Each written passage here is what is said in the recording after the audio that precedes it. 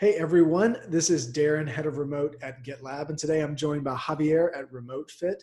We're going to be talking all things remote work, especially on culture. So I'm excited to dive in, and with that, I'll throw it over to Javier. Thank you for joining me. Thanks, Darren, for hosting me on this call. So just to give some quick background on myself, born and raised in Guatemala, that's still home base for me. And the past 4 or 5 years, I was involved in a venture capital fund, which was a great adventure, learned a lot, but eventually I wanted to be on the other side of the fence, building things. So that's this new adventure that I've gotten myself into now with my co-founder, Alejo. And what we're building with Remotefit is a way for job seekers to find remote jobs, but for those who prioritize culture fit. So remote work is sort of the arena that we're working in, and then culture is what we're focusing on. So I guess to dive into questions, I'm curious to hear your perspective on what the importance of finding that good culture fit is, specifically within remote first companies. Yeah, I think it's extremely important. And I would actually go so far as to say, if you're prioritizing, I would prioritize culture over role. It's very important to be doing something that you do well and that you can thrive in. But if you're doing something that you can do well and you're skilled at, but the culture isn't there and there's a rift between you and management, or you just don't jive with the team, it's going to eat at you. It's really, really difficult to thrive mentally, spiritually, in all ways. It's really hard to thrive in a role if the culture fit isn't there. And that's particularly true in remote first and all remote companies. Because there's really nothing to mask it. There's no office, so it's not like someone can just play a delightful soundtrack in the office and it'll kind of mask the culture mismatch. There's none of that. You're working from home or you're working from anywhere that you feel comfortable. And so there's a lot of me, myself, and I, and you need to make sure that the team is there on the other side to have your back. So I'd say it's really important. I'd say it's something that should be looked at closely, especially by employees. If you're diving into your first remote role, really look for culture fit. When you're interviewing, make sure that the people are aligned with you on as many planes as possible. It's going to make a difference in your day-to-day work. Awesome. And I'm curious to hear more of this idea you mentioned of prioritizing the culture fit over the specific role.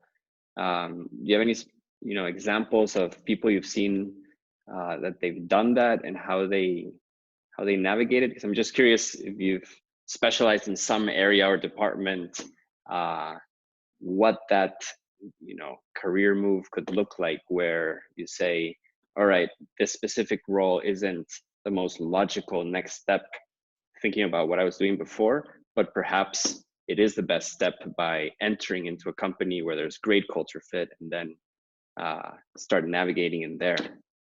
Yep. Well, all things being equal. So if you had 2 job offers on the table for the exact same role, but one of them clearly had a better culture fit, I would choose that one every day of the week, even if it was less prestigious or maybe even less money. Culture is going to be something that's going to matter a lot longer than whatever the role is that you are hired for. And to answer your specific question, I actually know of quite a few people that were in the finance realm that have applied for roles at GitLab for project manager roles and product manager roles. So they looked at all of what they could find through our handbook online. They dug into our culture and they said, this is a place that I want to be. This feels like a place that I could thrive. So then they looked at the available roles and they said, well, there's nothing direct, but I think I can pull some of the experience from my past roles and compose my cover letter and resume in a way that highlights those. And I'm willing to learn. If I'm able to get through the process and get in the door, I'm willing to stretch myself and learn something new because I feel like I'll be in an environment that will support me in that. And the reason I say culture is more important if you're prioritizing it, even if you don't make a career pivot and dive into something completely new to find a better culture fit, you'll have more opportunity to move around once you're in a company if there's good culture fit. A great example at GitLab, one of the recruiters that actually worked with me to bring me into GitLab, a few months down the road, she really had a passion for learning and development, and we're building out that team at GitLab. So because she was in a place where there was a great culture fit, she was able to have these open and honest conversations with her manager. And because of the transparency, everyone knows the departments we're trying to build and the skills we're looking for. And she was actually able to transfer over from being in recruiting into learning and development. And that's easier said than done, I think. It's actually quite difficult to do something like jump departments altogether in most companies, just because there's a sort of a perceived need for control and just the cultural differences in that. It's kind of like whatever you're hired into is kind of where you stay. You kind of stay boxed in.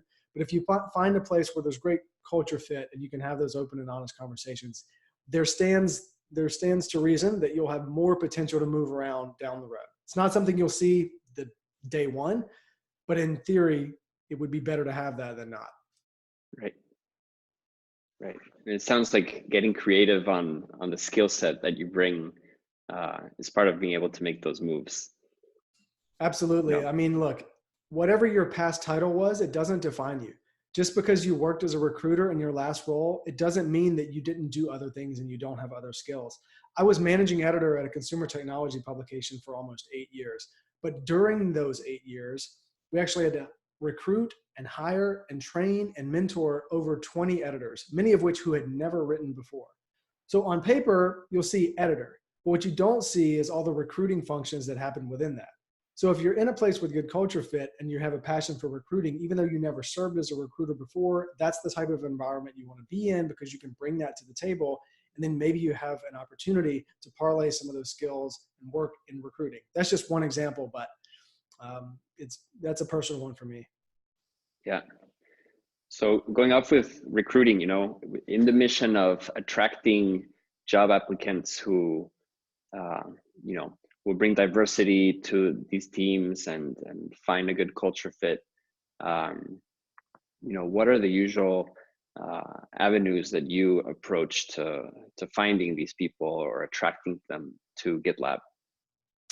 Well, what we try to do in the effort of transparency is to showcase as much of our culture in advance. So if you look on GitLab's jobs FAQ right now, there is a section entitled, "What's it like to work at GitLab?"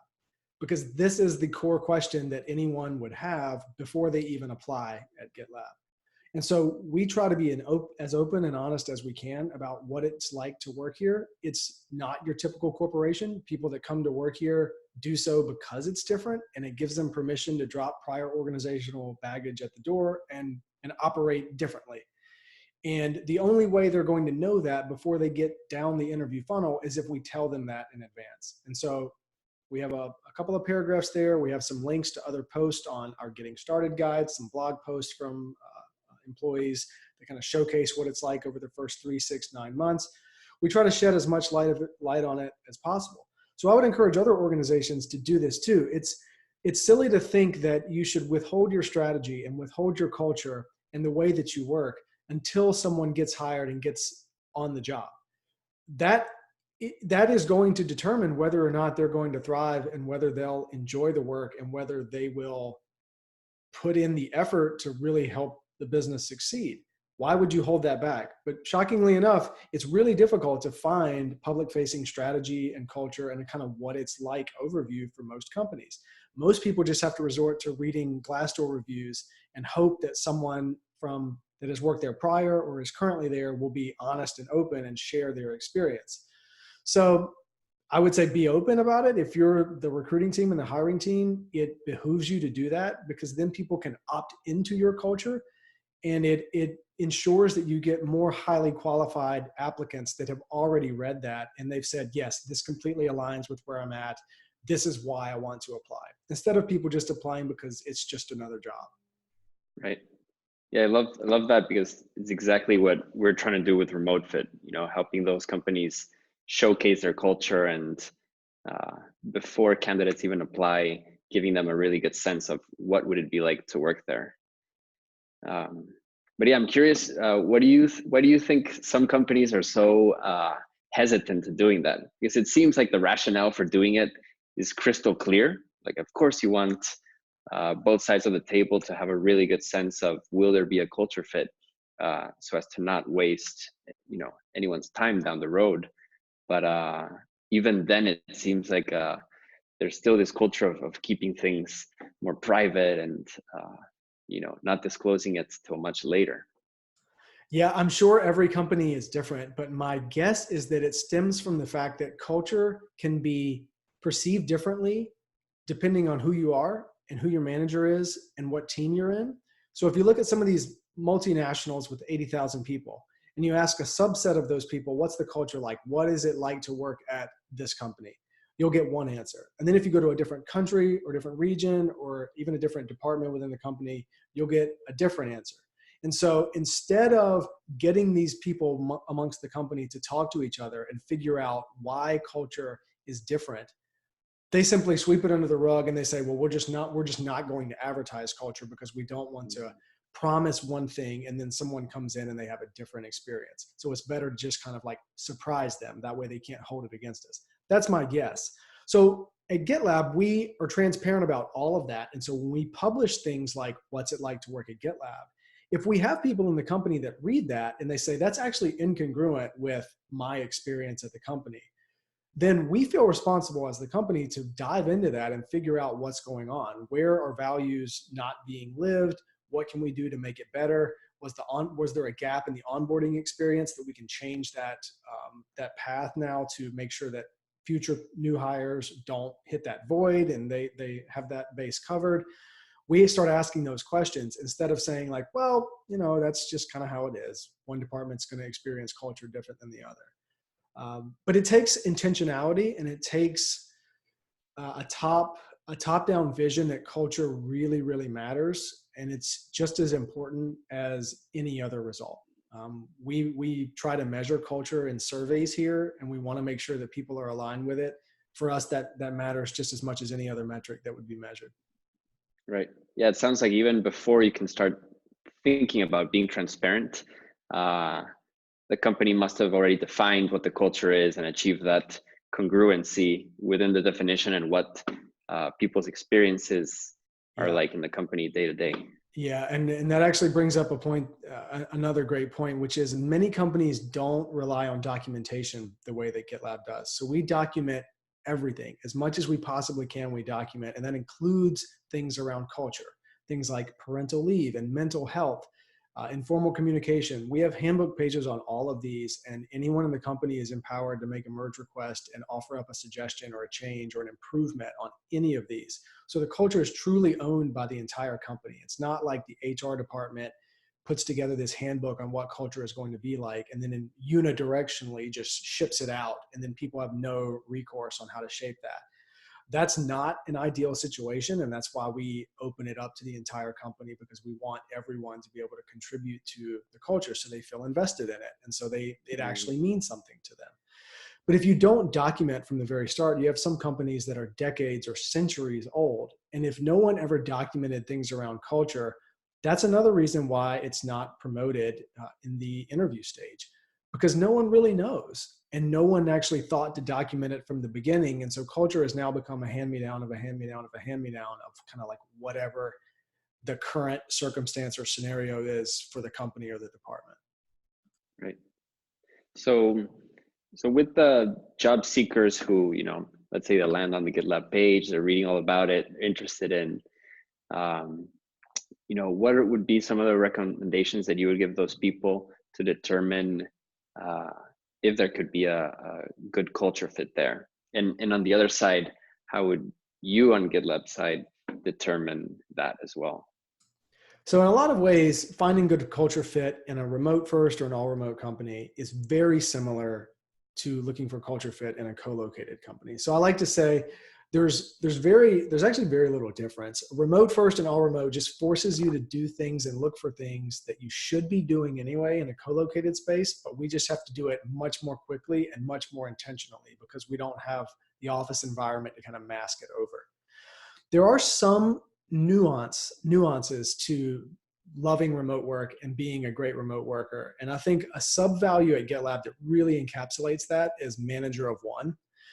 And if you're considering a remote job, I would recommend asking yourself, what are instances where I've been a manager of one, where I have full control over my day, no one's watching me clock in or out? how do I manage my day? How do I manage my time?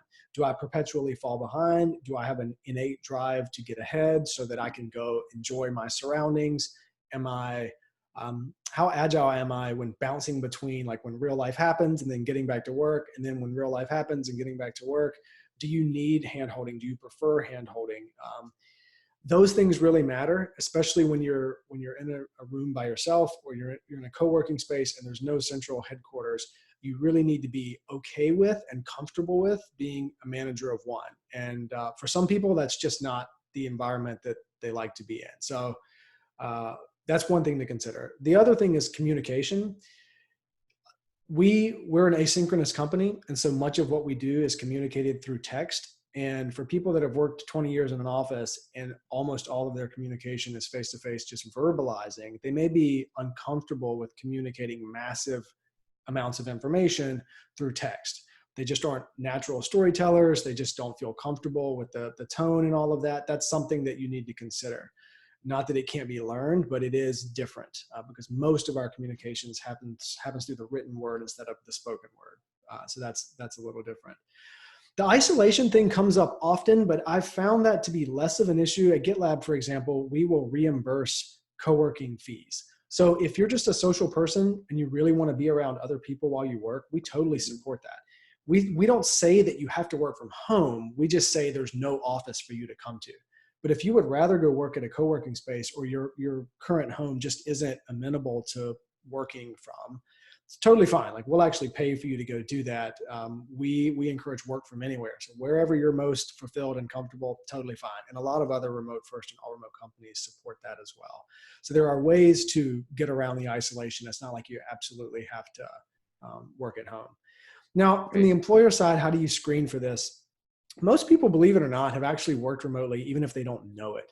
So if you come from a co-located space, but there were multiple headquarters, let's say you were based in Seattle, but then you had colleagues in Singapore or London, you probably worked with them at some point. And so even if your company didn't admit it, those two offices were remote to one another.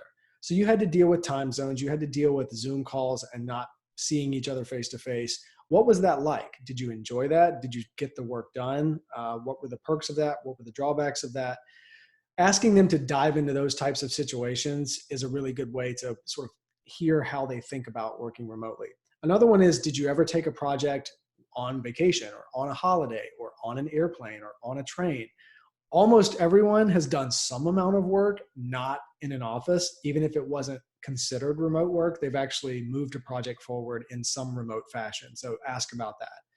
For people that are just coming out of university, interns or junior staff, chances are high that they've also done something similar to that when working on projects at school. Were you always on campus when you moved a project forward, or did you go back to your dorm or living, your apartment or wherever it may be, and complete some of the work there? Like, what was that like communicating with your classmates when you weren't all in the same space? So most people have remote work examples to dig into and surface in an interview. You just may have to dig for them because it didn't dawn on them at the time that they were working remotely. Yeah, it's really interesting because it seems like, for people who in their mind see remote work as something, they're skeptical about it, or this isn't for me, or this isn't for my company. That's really interesting to point out all the ways in which it's already occurring. And, after accepting that fact, the question is more like, all right, how can you make it more intentional or design it in a way that's more conducive to, everyone's happiness and productivity? Yeah, absolutely. The truth is, most people have been working remotely at least part of the year for longer than they even realize. And it's about a company deciding that they're going to be intentional about how things are communicated. And a lot of companies just lack the infrastructure. They don't know how to embrace asynchronous if they've always worked synchronously. And frankly, a lot of leaders and managers, if they have never managed a remote team, they may be resistant to hire new remote employees just because they don't have that experience. And so it's easier to say, we're not going to do remote, we have to have people in the office, than it is to go take a training course or sharpen the skills on managing a remote team. Yeah. So switching gears a bit, I was shocked to read that GitLab has grown from 407 employees at the beginning of the year to more than 1,000 today. And I'm really curious to hear your take on, you know, what that kind of growth presents towards the culture of the company as a whole, in terms of the challenges, the opportunities, and how you navigate that scaling of the culture. It's a great question, and it's a kind of a great case study, because most companies cannot grow at this pace. If you're a co-located company where you have to attract talent to a certain geographic region, it's almost impossible to rally that many people and to get them physically relocated in that amount of time. So remote has enabled us to scale at a very rapid pace this year. But this is something that is on my mind perpetually. If you look at GitLab's biggest risks, the things that we consider the biggest challenges or potential stumbling blocks for us as a company, in the top 5 are ineffective onboarding and losing the values that bind us together. So these 2 things sit really heavy on my mind, because those 2 things are directly tied to scaling culture at a high growth company and maintaining and sustaining that culture over time. So how do we do it? It all starts with onboarding. It actually starts before then. We want people to see that what's it like to work at GitLab before they ever apply. So then when they do apply, they've already seen that. So then nothing in the interview process would be a surprise from a culture front. In fact, we want people to ask the interviewers about culture based on what they read. So then let's say they get the job, they come into the company. Our onboarding issue is over 200 checkboxes where there's no ambiguity on what has to be done. It's daunting. It's a lot to see, but we try to structure it in a way where you have enough time to actually do it and do it well. And you're shown this, and you know that every other person is going through the exact same process. So it's not like anybody gets a different onboarding process than anyone else. Growing at this rate, that kind of consistency is the only way to ensure that everyone reads the same important material and everyone goes through the same process, so that on week 3 or 4 or 5, they've all kind of been through that same thing. And so removing as much ambiguity as possible in the onboarding experience is crucial. And then the third thing would be setting up a sustained process where people feel comfortable contributing to culture. That is simply every individual that's already here living out the values. And if we don't inform the new hires that they have permission to operate differently at GitLab, and they just bring whatever they've experienced before into the company, and if some of that's toxic and they just don't give themselves permission to drop it and act differently, too much of that over time can start to degrade the culture. And so I want to make sure that we really, really, really give people the permission to drop it. In fact, on that what's it like to work at GitLab paragraph, the intro paragraph in the jobs FAQ, there's actually a line that says, "It's not a trap. This is the future of work." Like, I just want to be super intentional that some of the things we do, especially around iteration, they feel like a trap. We want to encourage people to ship products that they actually have a small level of embarrassment about how small it is. Because in most companies, if you don't ship something big and shiny and impressive and perfect, that's actually a fast track for termination, it blows my mind that that's the society we live in. But if people are being honest with you, a lot of people would say that's actually kind of the case. People are afraid to ship anything that's less than perfect. So what they end up doing is not shipping very much because they're afraid to put something out there. So GitLab's spirit of iteration is we want to put more out there because that's where innovation comes from. And if you ship it quickly and it's not on the right track, it didn't really cost you that much anyway. It's not like you lost 6 months of time on it. So elements like that of our culture are almost hard to believe for people that are coming from a very different place. And so we're working hard on the onboarding to really drive that home that, hey, you can do this differently. We encourage you to try some things like this and do this differently. And we have Slack channels up and down on every possible topic where veterans of the company are in those channels and always willing to help out if people have any questions on it. That's awesome. And I'm curious to hear more of this 200-point onboarding system.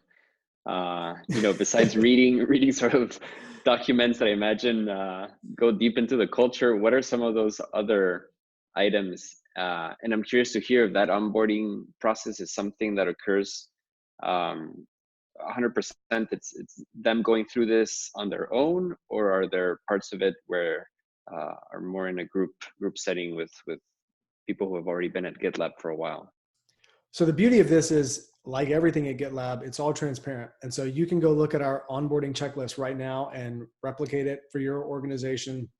We'd love that. We'd love nothing more than that. And you can contribute to it, actually make some suggestions on changes if you'd like. So all of that is out there.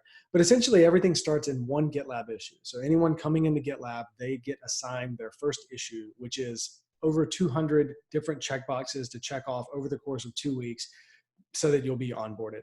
And we break those up for some of it's more mundane, like signing up for accounts and authorizing Okta and getting your access under control. And some of it is related to social, and some of it's related to learning Git for the first time if you're new to it. So some of it's just kind of a more manual process, like learning the foundational elements of what it takes to work at GitLab. But then a lot of it is actually encouraging people to have coffee chats with total strangers. Like, we want people to reach out, put a coffee chat on somebody's calendar, and just grab 20 minutes with them to get to know them. Maybe they're in a different country, different culture, different time zone. This is how we start building bonds between people that may live thousands of miles away from each other. So some of it's work related, some of it is being intentional about informal communication. And I feel like there was one other question you asked me about the onboarding that's escaping me.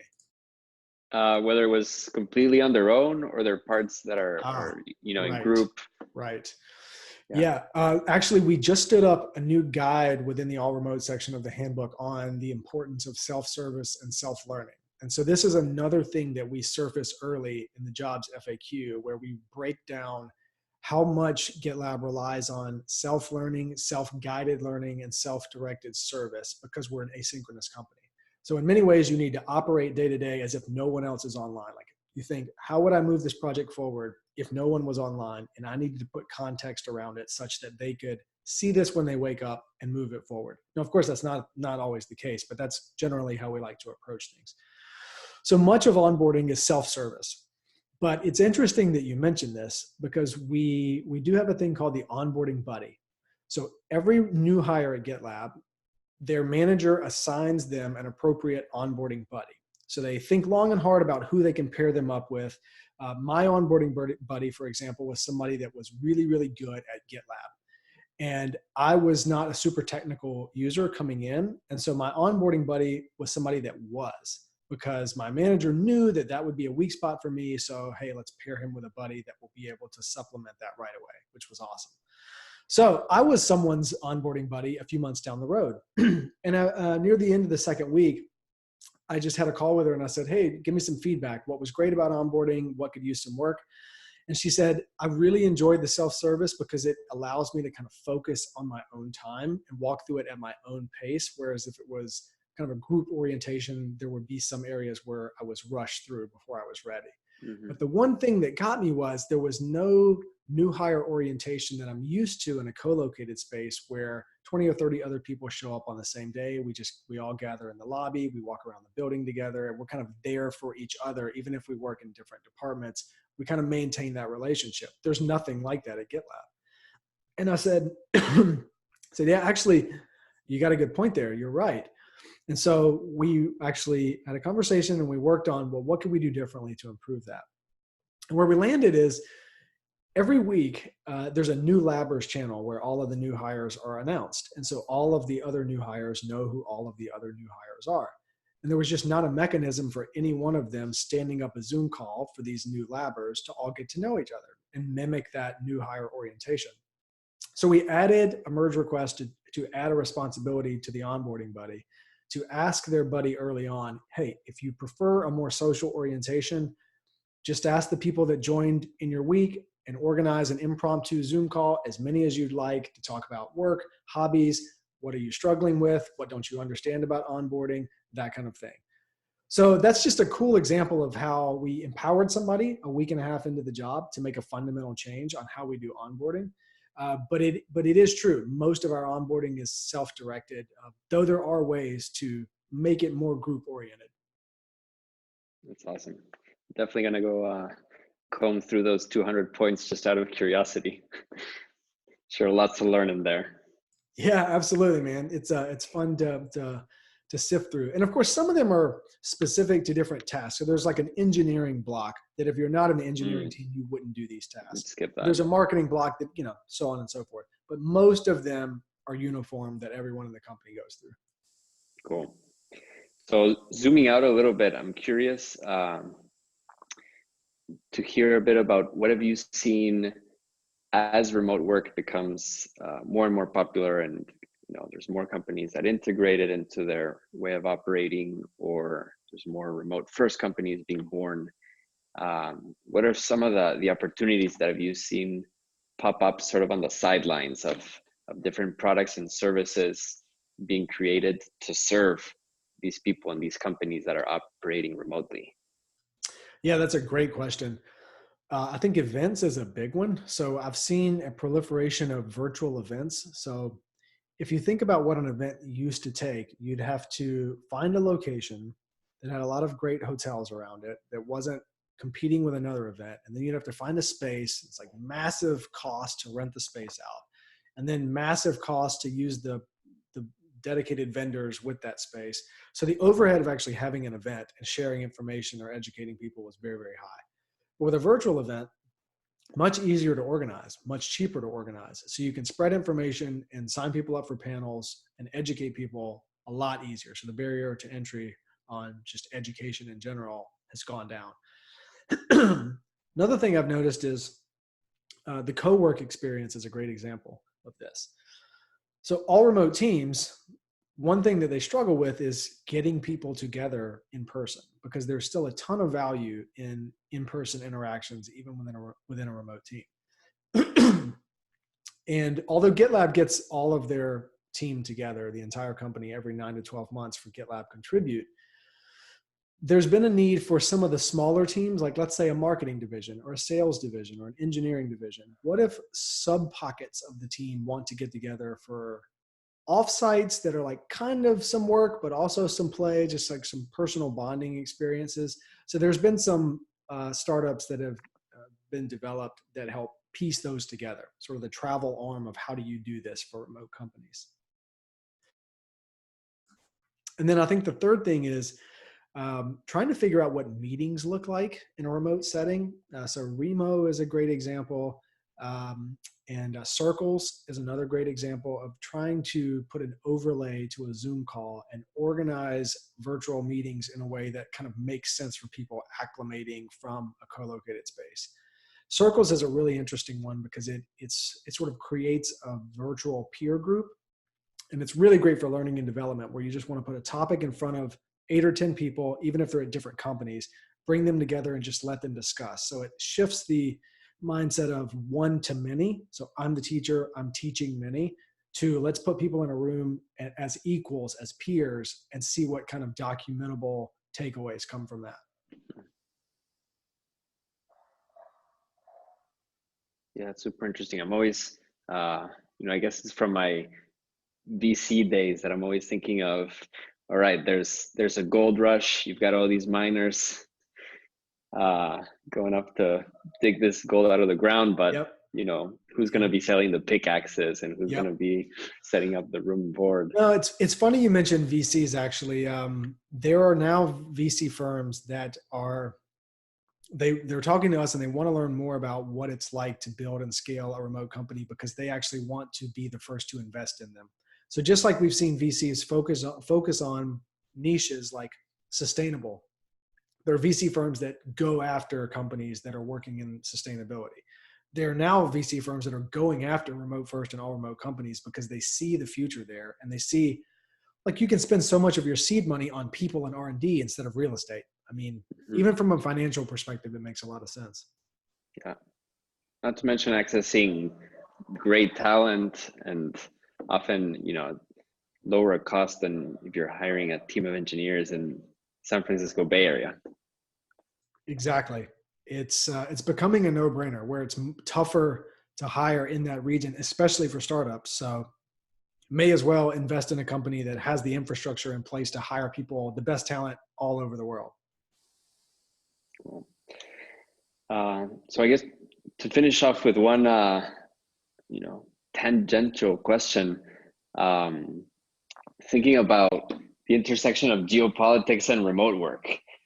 GitLab was in the news because of the whole controversy with Russia and China and cyber espionage and whether it would be allowed to hire people in these countries or not. I'm curious to hear your perspective on, what are some of the challenges, but maybe also opportunities in, for remote work within this larger context that is the geopolitics of the world.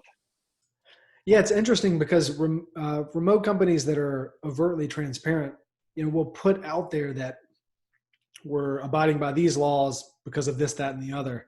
Whereas most companies just wouldn't do anything there, and it would just be kind of behind closed doors. So GitLab in particular, we have a few blog posts that we've put up encapsulating all of our POV on that. So I'll link those in the YouTube description instead of rehashing them here.